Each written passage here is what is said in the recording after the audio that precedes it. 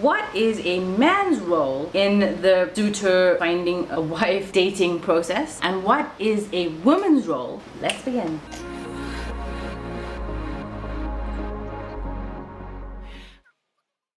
The man's job is the active job, the proactive job, which focuses more on doing and action. It is his job to scan the field. It is his job to target a woman for dating, of course, nothing else. It is his job to approach her, to make the first move. It is his job to initiate, which is the same thing. It is his job to ask her for her phone number or for her father's phone number. It is his job to make the next move, which is call and plan for a date. It is his job to make the date happen and to push things along. It is his job to pay for a date. This is known the world over and has not ever been disputed except by broke men and stingy men. Men who are not in their masculine, men who are feminine, but that is another topic for another video. Next, his job is to move things forward and plan another date and meeting the family if he hasn't already, which I advised from the beginning. But his job is to move things along, to make things progress from one stage to the other. It is his job to pop the question. It is his job to get on one knee and propose. It is his job to make sure his family meets her family and everything is legit. It is his responsibility.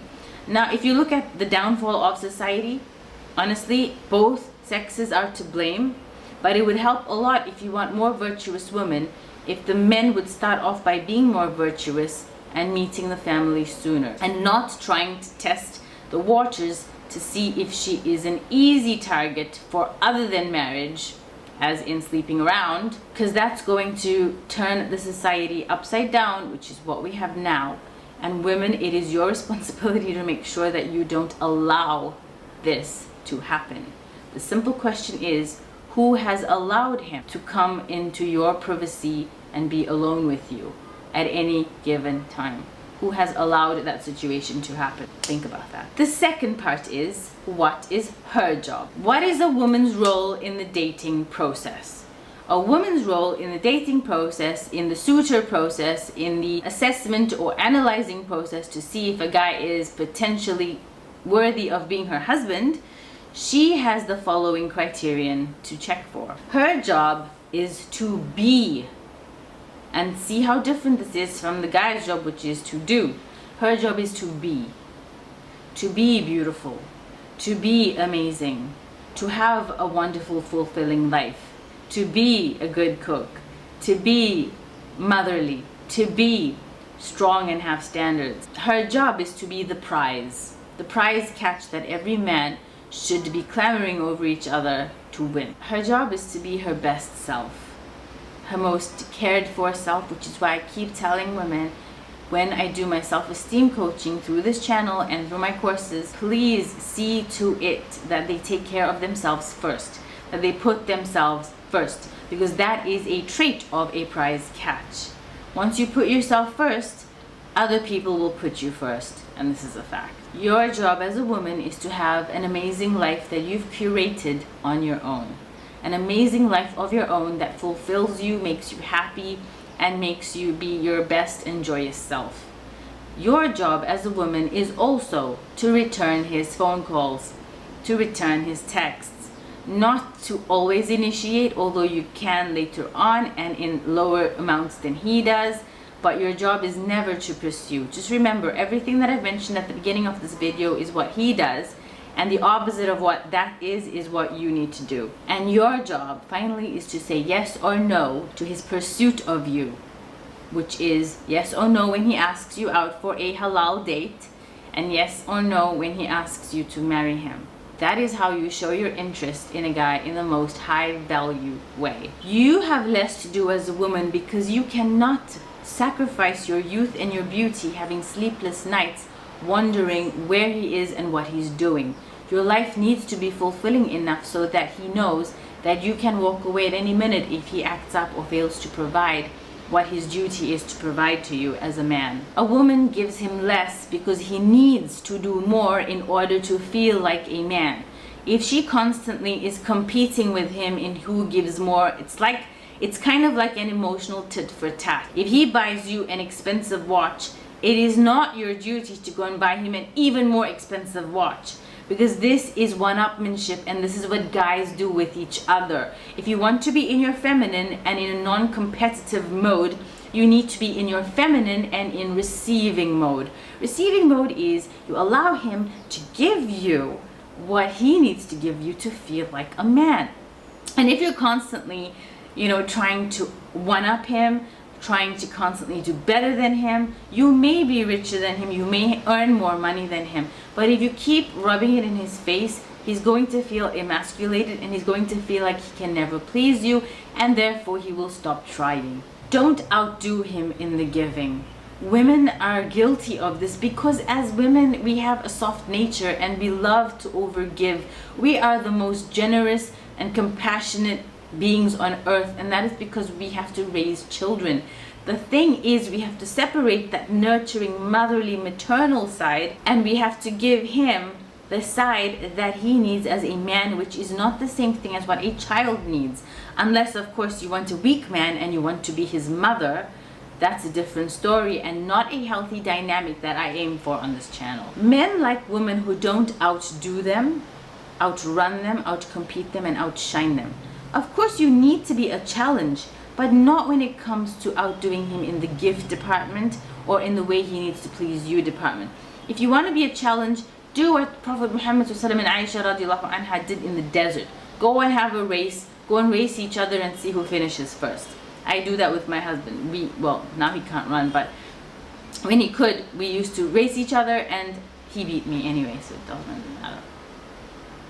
Honestly, if you want to have that kind of challenge, be a challenge, in playing games and in being fun and, other ways that you can be a challenge. Saying no some of the time and you pulling back a little bit and giving him space and not always being so easy to get, even while you're married. This is a very important point to keep the spark alive. The more you give, the more he expects. The more he expects from you, the less you will receive. You will get put at the bottom of the pecking order because you've taught him that that's where you belong. Because you give and give and give so much to him that he honestly expects, and he will only expect more and more and more, and that will leave you feeling depleted, drained, stressed out, exhausted, etc., etc. So the only way he's going to give you more is if you give him less. And that is honestly what he wants you to do, because it makes him feel like the hero and like the man who can really please his woman when he gives you more than you give him, so he feels more worthy of your love and like he's the main breadwinner and the main contributor in the relationship, and he protects you and loves you, and that is the way he shows it. If you outdo him in that department, he'll feel invalidated as a man. If you make yourself like a priority, he will treat you like a priority. That is why I keep saying, say no, put yourself first. It really does work. It is important not to phase yourself in the dating process and to sleep like a princess without a care in the world. It is not your business what he's doing when he's not speaking to you. It is not your business at all whether he's pursuing you or not. That is up to him. You merely accept or reject. And I know it seems passive, and I know all the girl power movements out there be like, how dare she say that? You can make the first move, you can do anything you want. Well, okay, go do anything you want. And then you can come back in 5 years and become a client of mine. If the phone rings, it rings. If it doesn't, you should be too busy to notice, and you should be doing things that really inspire you. Not worrying about what he's doing, where he is, how he is, with whom is he. Just focus on yourself, and that is the best way that you could be the best gift a man could ever have. It's up to a woman to feel worthy and deserving. No man can give that to her. That is why if you put yourself first, make yourself a priority, take care of your needs, and treat yourself like you are a prize. That is the best gift you can give a man, and he will treat you like you are a prize because you have taught him that you are a prize.